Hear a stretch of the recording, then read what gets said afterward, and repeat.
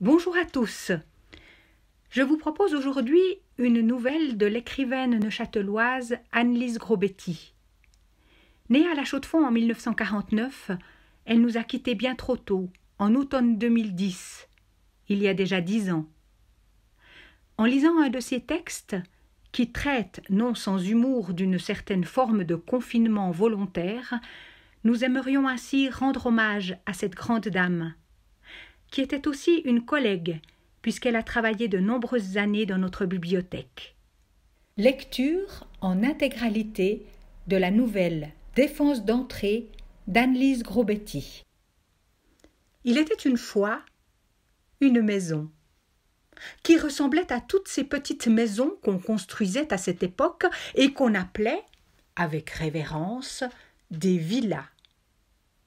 Comme rêver haut, clair et loin était impossible à cause de la dureté des temps, bien des gens, au prix de douleurs irréparables, arrivaient finalement à réduire leurs rêves à la dimension de ce parallélépipède rectangle appelé villa.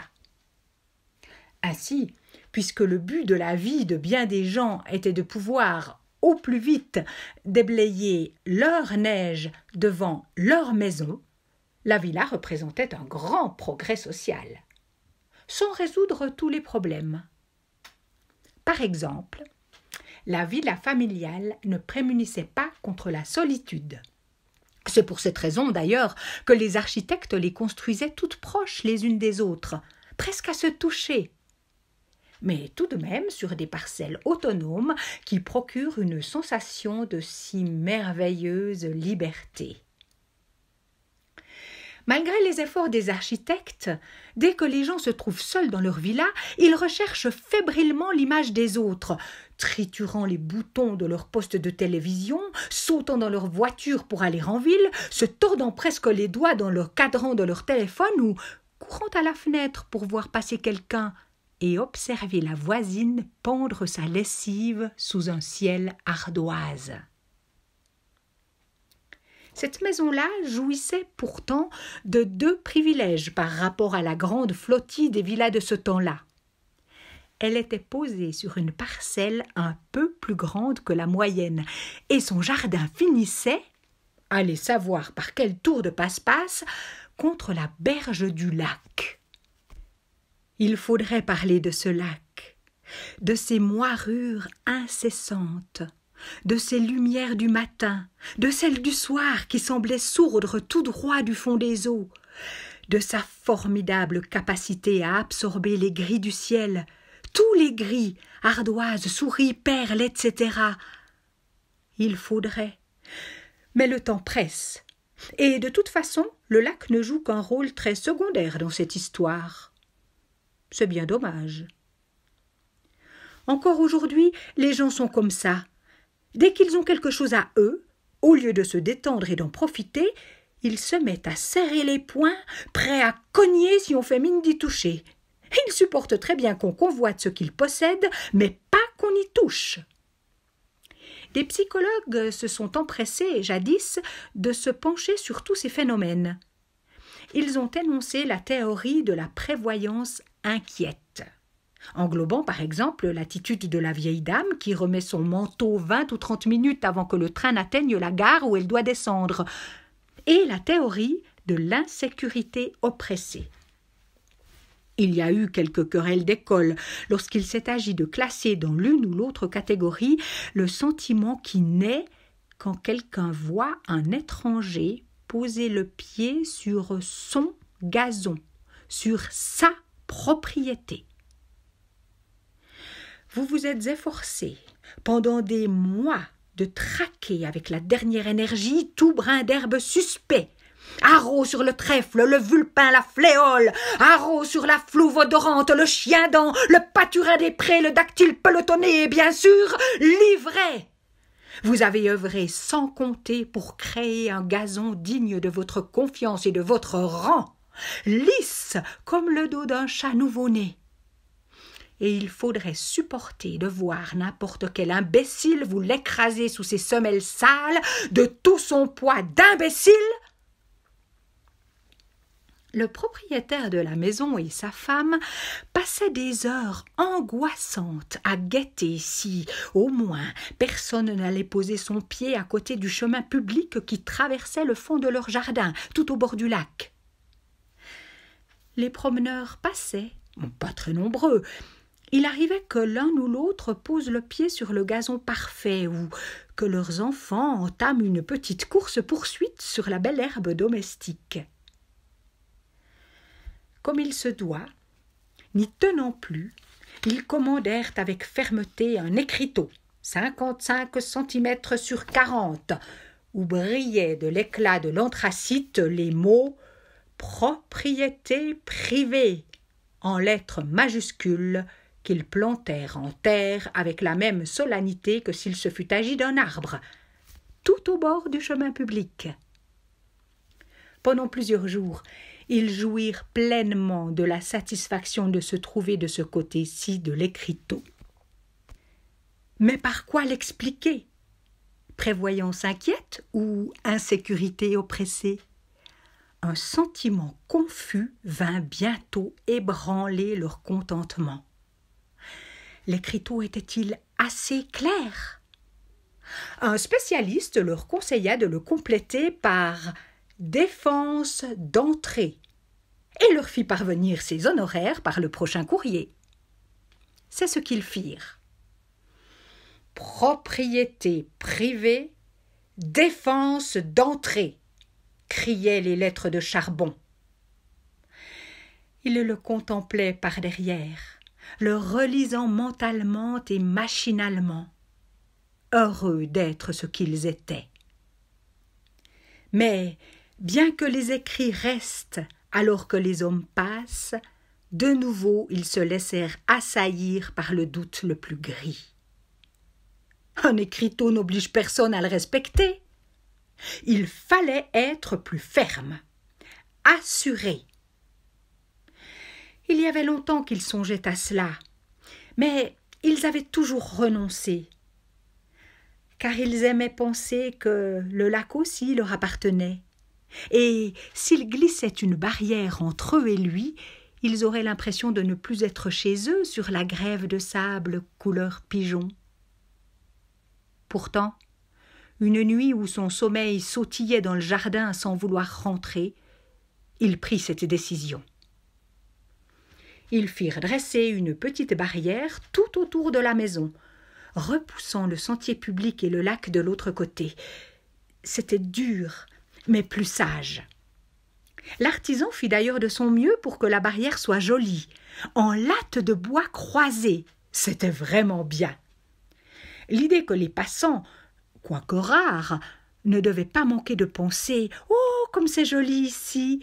les enroulait dans une grande et chaude couverture de satisfaction. C'est peut-être le moment de mettre quelque chose au point. Il ne faudrait pas croire que le propriétaire et sa femme avaient moins besoin que d'autres du contact avec leurs semblables. Ils souffraient tout autant quand ils étaient seuls. Mais ils souffraient plus encore de voir quelqu'un poser le pied sur leur gazon, sur leur propriété. Les psychologues sont divisés et sur l'origine et sur l'étiquette de cette souffrance. Elle n'en est pas moins réelle. Le moulin du temps réduisait les jours en poudre quotidienne. Le matin, la cafetière ronflait comme un vieux chien sur la cuisinière. Le grille-pain lançait les toasts en l'air, dans une odeur qui faisait venir l'eau à la bouche. Le facteur apportait le journal à ce moment-là. Rien ne venait troubler cette harmonie.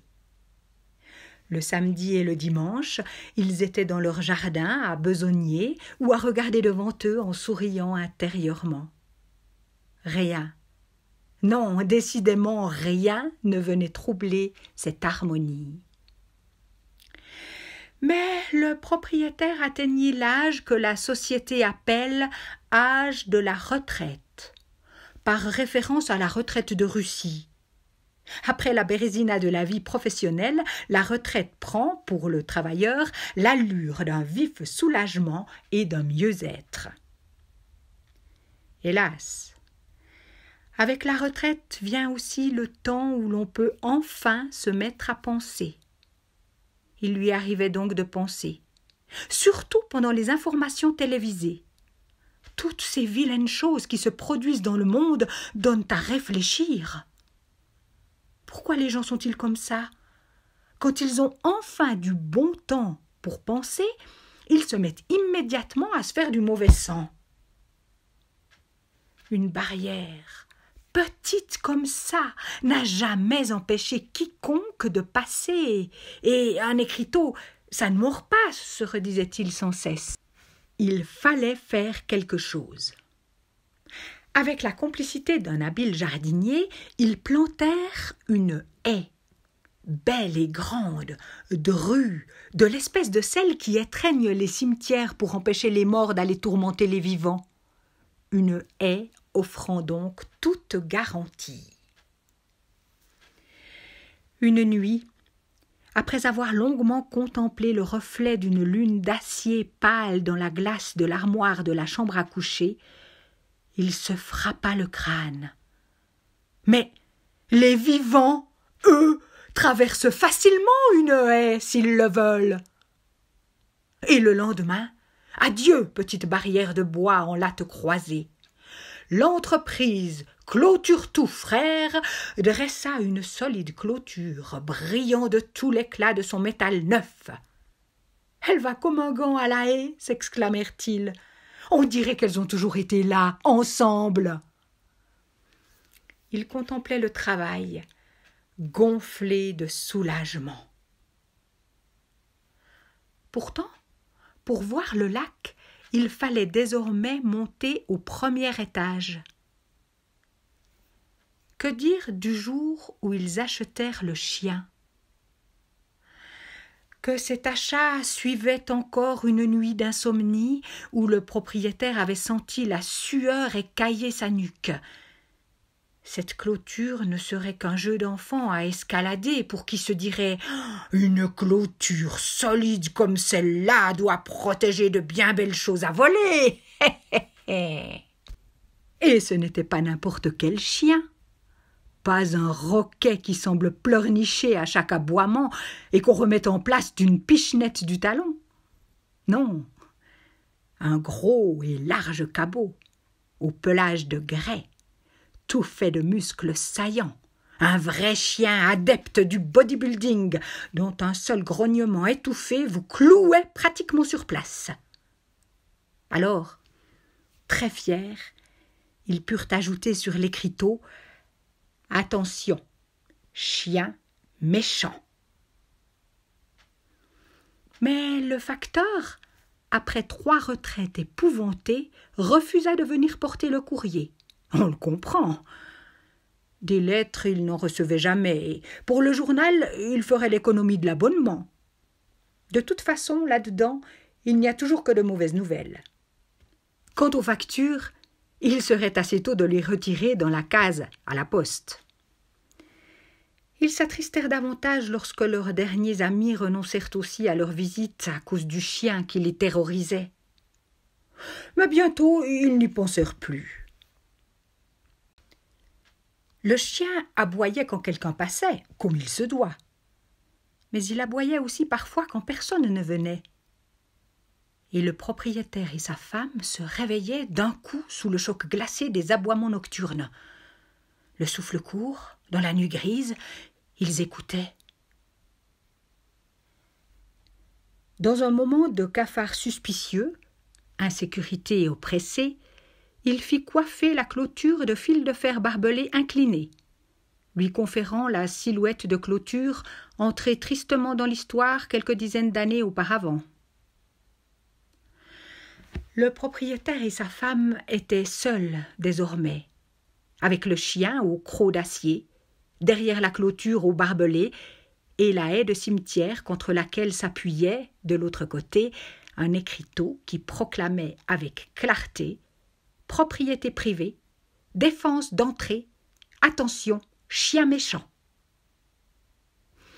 Ils hésitaient de plus en plus à sortir de leur jardin pour aller en ville, car le chien, pour d'obscures raisons, mettait parfois beaucoup de temps à les laisser rentrer.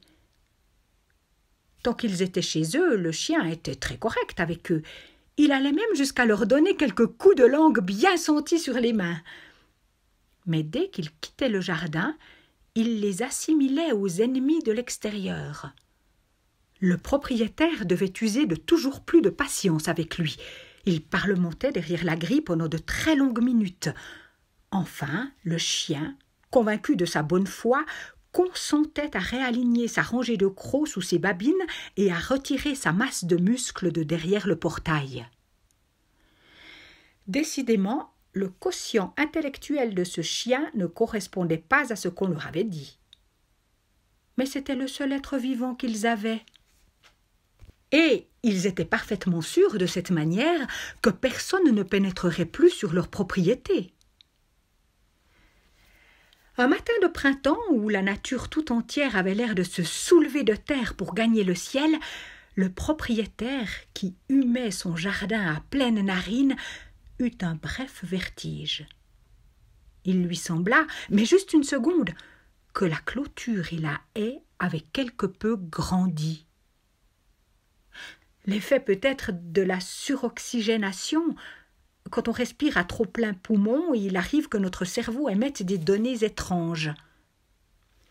Il chassa donc cette vision idiote en s'efforçant de se pencher avec délectation sur tous ces arbustes, ces fleurs qui lui appartenaient et qui s'abandonnaient à l'appel du renouveau. Les mouches se réveillaient, zigzagant et zézayant contre la façade de la villa. Le gazon, torturé par l'hiver, retrouvait sa dignité et ses couleurs. La chlorophylle prenait possession des arbres et des plates-bandes. Les feuilles doucement dévidaient leurs cocons. C'était beau. Le gazon retrouva sa rigidité. Les feuilles s'étirèrent vers la lumière. Mais se pourrait-il, bon Dieu, qu'une clôture et une haie soient, elles aussi, sensibles à l'appel du printemps et qu'elles se mettent à croître? Au bout de 3 semaines, le propriétaire et sa femme eurent la certitude qu'il se passait quelque chose d'anormal. D'habitude, en s'étirant dans leur lit, ils apercevaient le lac matinal. Mais le 1er mai, ils constatèrent l'un et l'autre que, même en tendant le cou à la limite du supportable, en se dressant au maximum sur leurs coudes, ils ne le voyaient plus. La haie et la clôture bouchaient leur horizon. Encore en pyjama, le propriétaire téléphona au jardinier pour lui demander si la haie était une espèce prise de soudaine crise de croissance. Le jardinier, quoique surpris, répondit poliment que toutes les haies du monde croissent chaque année et qu'il convient de les tailler, comme vous le savez, cher monsieur. Tout se gâta quand le propriétaire fit la même demande à l'entreprise Clôture Tout Frères, au sujet de la clôture. On lui raccrocha le téléphone sur l'oreille sans ménagement, en lui disant méchamment que, pour le 1er avril, il était juste en retard d'1 mois. Dès ce moment-là, la joie, à supposer qu'elle y fût entrée un jour, sortit de leur foyer. Le chien ne cessait d'accentuer son comportement étrange. Le propriétaire s'était dit qu'il faudrait lui trouver une chienne un de ces jours. Mais il oublia cette histoire de chienne, trop préoccupé par le cours des événements. Le contrôle de la haie et de la clôture devenait une obsession. Comme il fallait, cette fois, gagner le 2e étage pour retrouver un coin de lac, on ne pouvait plus en douter. Chaque nuit, lentement, profitant de l'obscurité et agissant avec une complicité sans faille, clôture et haie grandissaient, se rapprochant de la maison. Le jour, tout bourdonnait, tout pollinisait. Le printemps se déroulait comme un serpentin de fête jeté vers l'été. Les odeurs, les fleurs remuaient dans l'air comme des grelots. Mais la nuit, entre les grondements du chien, on entendait distinctement le sourd et lent bruissement de la haie qui s'étirait et les grincements très doux de la clôture qui suivait, toute piquetée de rosées perles. Au téléphone, les amis à qui ils tentèrent de faire partager leur inquiétude répondaient d'un air navré mais impitoyable que les temps n'étaient pas à la rigolade. Avec ce franc qui perd pied sur l'océan monétaire international et le prix du pétrole qui ne cesse d'augmenter, les gens, à l'extérieur, n'avaient visiblement pas les mêmes préoccupations qu'eux. Un jour, la femme du propriétaire voulut sortir de la maison pour faire quelques courses. Mais elle trouva devant elle, sur le perron, la masse grondante et inébranlable du molosse, qui laissa entendre, par son attitude menaçante, qu'il ne laisserait plus sortir ni entrer qui que ce soit. La situation ne changea guère les jours suivants. Le chien devant la porte, tout croc luisant au soleil, la haie et la clôture, énorme et difforme à quelques mètres de la maison. De toute façon, supprimer le chien, si on l'avait pu, n'aurait plus servi à rien. La haie et la clôture paraissaient si hautes et si épaisses qu'elles avaient fermé toute issue. On n'entendait plus aucun des bruits qui rassuraient tellement auparavant. Le bruit de l'autoroute, celui des gros avions qui faisaient frémir les vitres en passant. Plus rien. Rien. Haies et clôtures formaient comme une boîte étanche que rien ne pouvait rayer.